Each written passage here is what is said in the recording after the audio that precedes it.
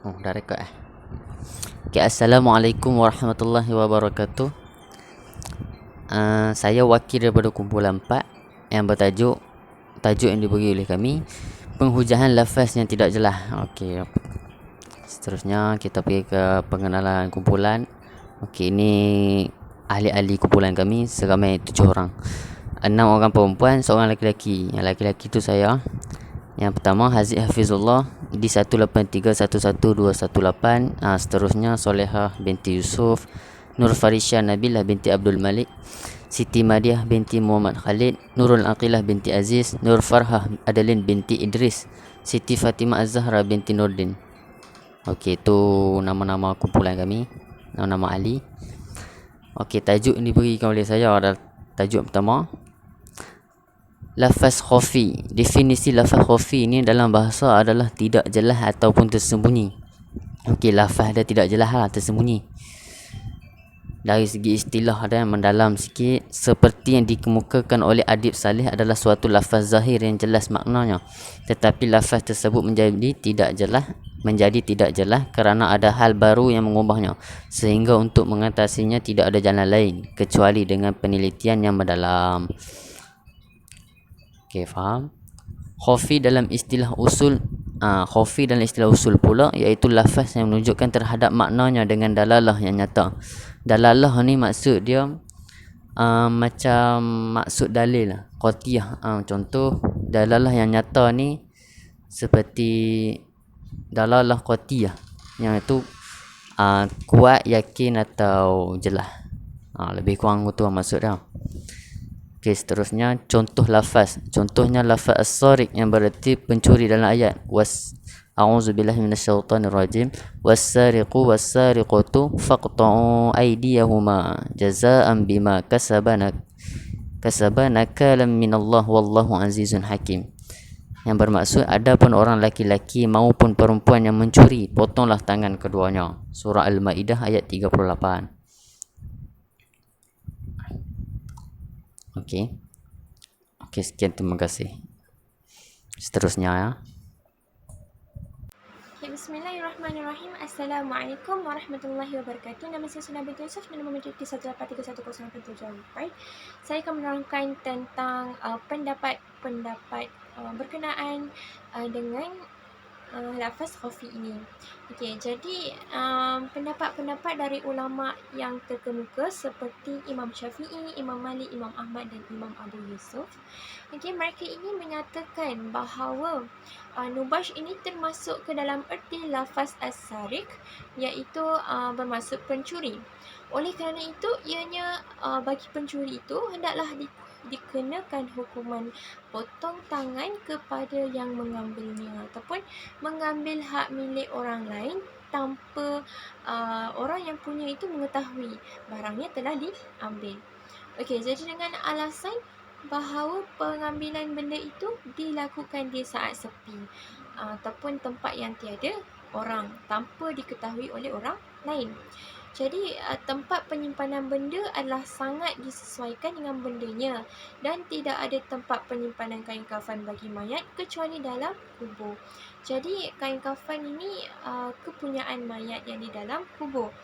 Maka tempat penyimpanan benda, tempat yang ada tempat yang khas untuk ditempatkan benda tersebut, maka hendaklah disesuaikan dengan bendanya. Contoh kain kafan hendaklah bagi mayat. Okey, tak ada tempat lain dah untuk kain kafan tersebut kecuali kepunyaan mayat tersebut. Mayat itu berada di mana? Di dalam kubur. Okay. Maka inilah maksud bagi tempat penyimpanan benda, okey, adalah sangat disesuaikan dengan bendanya. Contoh macam kain kafan adalah kepunyaan mayat dan tempat yang sesuai bagi mayat adalah kubur. Okay. Yang seterusnya iaitu berkenaan dengan hadis dalam lafaz khafi ini, yang menunjukkan lafaz khafi. Jadi hadisnya berbunyi seperti al-qatilunu la yarisu. Okey, maksud bagi hadis ini ialah pembunuh itu tidak berhak sama sekali menerima warisan dari yang dibunuhnya. Jadi lafaz daripada kalimah dalam hadis yang saya bacakan tadi ialah al-qatilulu. Al-qatilulu bermaksud pembunuh. Dalam hadis ini adalah cukup jelas. Okey, di mana maksudnya adalah tidak diragukan lagi untuk penetapan hukum bahawa ianya terhalang daripada hak warisan orang yang membunuh secara sengaja ataupun secara terencana, di mana ini telah dirancang untuk melakukan pembunuhan. Okey, kita pergi kepada pengertian secara umumnya daripada hadis ini, iaitu orang yang mengambil harta milik orang lain ataupun kepunyaan orang lain secara sembunyi-sembunyi, okey, dari tempat penyimpanan yang layak ataupun barang yang sepatutnya berada. Okey, kemudian timbullah ketidakjelasan, okey, ketika menerapkan ayat 38 surah Al-Maidah yang akan saya bacakan tadi. Okey, jadi adalah kita tahu bahawa pencuri yang melakukan pencurian tanpa bersembunyi. Jadi hendaklah menghukum orang yang mencuri dengan memotong tangan mereka. Okey. Jadi begitu juga orang yang mencuri kain kafan, okey, di kuburan yang tidak jelas, okey, siapa pemilik kain kafan tersebut. Okey, kita tak tahu kepunyaan siapa, milik siapa kain kafan itu. Okey, jadi disebabkan mayat tidak mempunyai hak milik. Disebabkan keraguan ini, disebabkan kesamaran ataupun ketidakpastian siapakah pemilik kain kafan ini, makanya terdapatlah perbezaan, okey, di antara ulama-ulama yang saya bacakan tadi seperti Imam Syafi'i, Imam Malik, Imam Ahmad dan Imam Abu Yusuf. Okey, jadi disebabkan itu terdapat perbezaan pendapat dalam penetapan hukum, okey, dari dua kes tersebut. Okey, dalam hal ini Abu Hanifah, okey, Imam Abu Hanifah tidak memasukkan kes pada as-sariq dan sedangkan Asy-Syafi'i memasukkannya. Jadi kita boleh ikut Imam Syafi'i bahawa nubash termasuk dalam erti lafaz as-sariq, iaitu pencuri. Maka hendaklah orang yang mencuri, okey, dikenakan hukuman potong tangan kepada sesiapa yang mengambilnya. Bismillahirrahmanirrahim. Nama saya Farisha. Seterusnya akan membentangkan tentang tajuk lafaz muskil. Okey, definisi lafaz muskil dari sudut bahasa ialah sulit atau sesuatu yang tidak jelas perbezaannya. Dari sudut istilah ialah suatu lafaz yang tidak jelas maksudnya kerana ada unsur kerumitan. Okey. Untuk mengetahui maksudnya, kita memerlukan indikator tertentu untuk dapat menjelaskan kerumitan itu dengan jalan pembahasan dan pemikiran yang mendalam. Okey, seterusnya kemusykilan lafaz itu disebabkan oleh hal-hal yang berikut. Yang pertama ialah kerana lafaz itu adalah lafaz yang musytarak, iaitu diciptakan untuk beberapa erti sedang sihatnya sendiri tidak menunjukkan makna yang tertentu. Okey, yang kedua, kerana adanya dua lafaz yang saling berlawanan. Maksudnya kedua nas jelas dalalahnya, tetapi kemusykilannya terletak dalam mentaufikkan antara kedua nas yang saling berlawanan. Assalamualaikum warahmatullahi taala wabarakatuh. Mari kita sambung contoh lafaz muskil. A'udzubillahi minasyaitonirrajim. Wal mutallaqatu yatarabbasna bi anfusihinna salasata quru'. Maksudnya adalah wanita-wanita yang ditalak hendaklah menahan diri 3 kali quru'. maksud ayat ni dia ada dua, suci ataupun haid. Okey, adakah idah wanita yang telah ditalak oleh suaminya 3 kali suci ataupun 3 kali haid? Menurut pendapat ulama Syafi'i dan beberapa mujtahid, mereka berpendapat bahawa lafaz quru' itu bermaksud suci. Qarinahnya adalah pentaknisan isim adat yang menunjukkan bahawa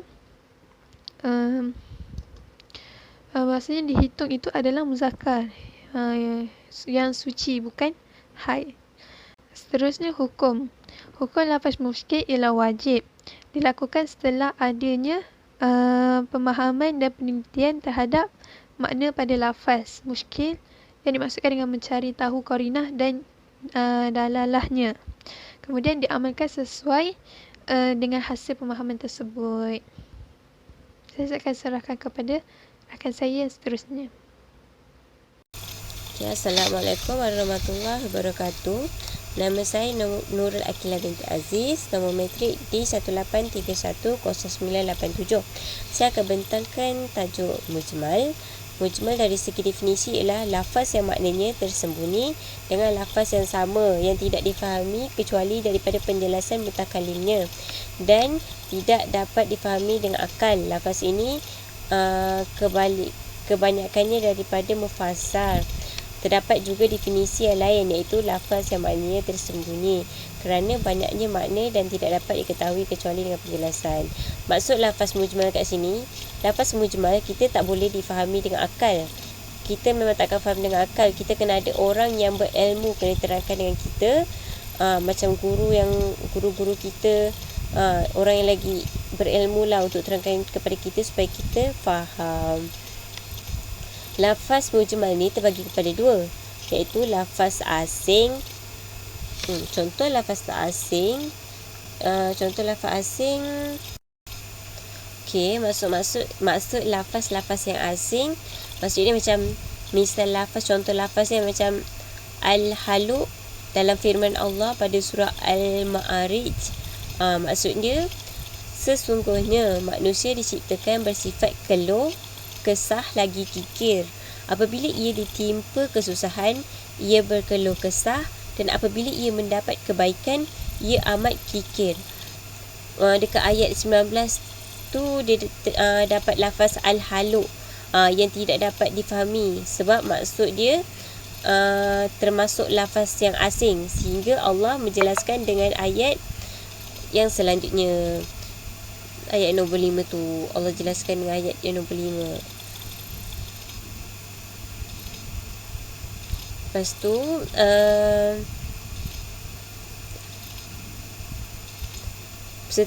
yang kedua pula, lafaz-lafaz yang kedua pula pemalingan dari makna lughawi. Lepas tu ke makna istilahi, seperti lafaz solat, zakat, puasa dan lafaz lainnya yang Allah palingkan dari makna lughawi dan digunakan di dalam makna syariat yang tidak diketahui melalui aspek bahasa, melainkan dijelaskan dengan hadis-hadis Nabi Muhammad sallallahu alaihi wasallam yang lama. Hukum mujmal itu bersikap tawakuf. Tawakuf tu maksudnya diam dalam menentukan maksud tersebut. Dia tak boleh mengamalkannya kecuali jika ada penjelasan daripada syari. Jika penjelasan tersebut sempurna dan jelas, maka lafaz hukum mujmal berpindah kepada hukum mufassar dan hukumnya berlaku seperti lafaz solat, zakat dan haji. Tetapi jika penjelasan tersebut tidak sempurna dan ada samalah kan, jadi berpindah kepada hukum muskil. Itulah yang kita tak fahami lafaz mujmal. Terima kasih. Saya pas kepada kawan saya pula. Okay, Assalamualaikum warahmatullahi wabarakatuh. Nama saya Siti Fatimah Al-Zahra binti Nordin, kat metrik di 183-11039. Saya akan sambung pembentangan, iaitu seterusnya lafaz mutasyabih. Okey, kita pergi dekat definisi. Abdul Karim Zaidan dalam kitabnya Al-Waziz fil Usul al-Fiqh menjelaskan bahawa mutasyabih adalah lafaz yang maknanya tersembunyi sehingga hanya tidak menunjukkan makna tersebut dan tidak ada jalan untuk mengetahuinya kerana tidak terdapat karinah yang menyingkap makna tersebut. Okey, Abdul Karim Zaidan ni dia menjelaskan bahawa mutasyabih ni adalah lafaz yang maknanya tersembunyi. Okey, lafaz makna ni tidak akan dapat diketahui oleh manusia, hanya Allah Subhanahu Wa Taala sahaja yang mengetahui maknanya. Okey, kita tengok contohnya. Okey, contoh lafaz mutasyabih. Mutasyabih dapat dikenali sebagai potongan huruf di awal-awal surah di dalam Al-Quran seperti Alif Lam Mim, Ha Mim, Kahin dan sebagainya. Potongan huruf hijaiyah tidak ditemukan maknanya, hanya Allah yang mengetahui makna dari huruf tersebut. Okey, kalau kita perasan kat dalam ayat-ayat Al-Quran, contohnya makna Alif Lam Mim, kita tengok terjemahan dia, tak ada makna kat situ, dia just tulis Alif Lam Mim. Contohnya kalau Ha Mim pun dia tulis Ha Mim, Kahin, Yasin. Kita ni tidak akan tahu makna lafaz makna tersebut, hanya Allah Subhanahu Wa Taala sahaja yang mengetahuinya. Okey, boleh jadi juga berupa sifat-sifat Allah yang menyerupakan dengan ciptaannya. Contohnya lafaz Al-Yadun, tangan, pada surah Al-Fat ayat 10. Okey, A'udzubillahi minasyaitonirrajim. Bismillahirrahmanirrahim. Innal ladina yubayyi'unaka innama yubayyi'una Allah yadu Allahi fawqa aydihim faman nakasa fa innama yankusu 'ala nafsi waman awfa bima ahada alaihi Allah fasayutihi ajran azima. Sadaqallahu azim. Okey, maksudnya bahawasanya orang-orang yang berjanji setia kepada kamu, sesungguhnya mereka setia kepada Allah.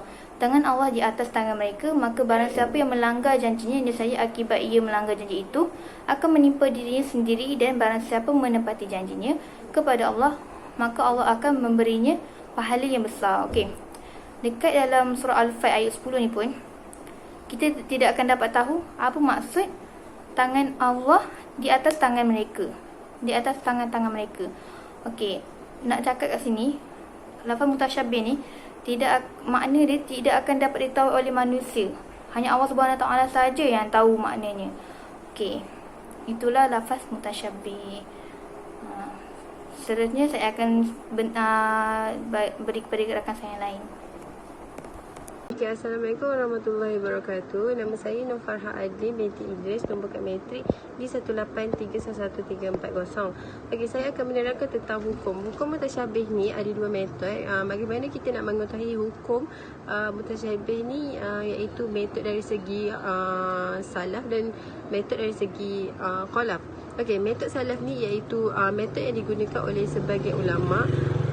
Sebagai ulama ni ulama umum lah, iaitu ahli sunnah wal jamaah, iaitu larangan untuk mentakwil, menerima apa yang menjadi kehendak syar'i. Okey, kat sini banyak yang tak menuntut serta bertawakuf dekat metod salaf ni. Dalil ni daripada surah Ali Imran. Kemudian metod khalaf ni ialah iaitu metod yang mentakwil lafaz mutasyabih kerana Allah tidak mempunyai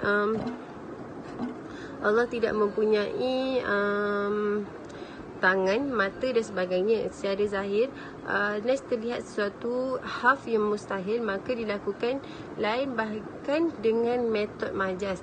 Okey, maka maksud dari lafaz al-yadun iaitu tangan pada surah Al-Fat di atas berarti sebuah kemampuan dan sebuah kemampuan atau kekuasaan. Okey, maksudnya kat sini dari surah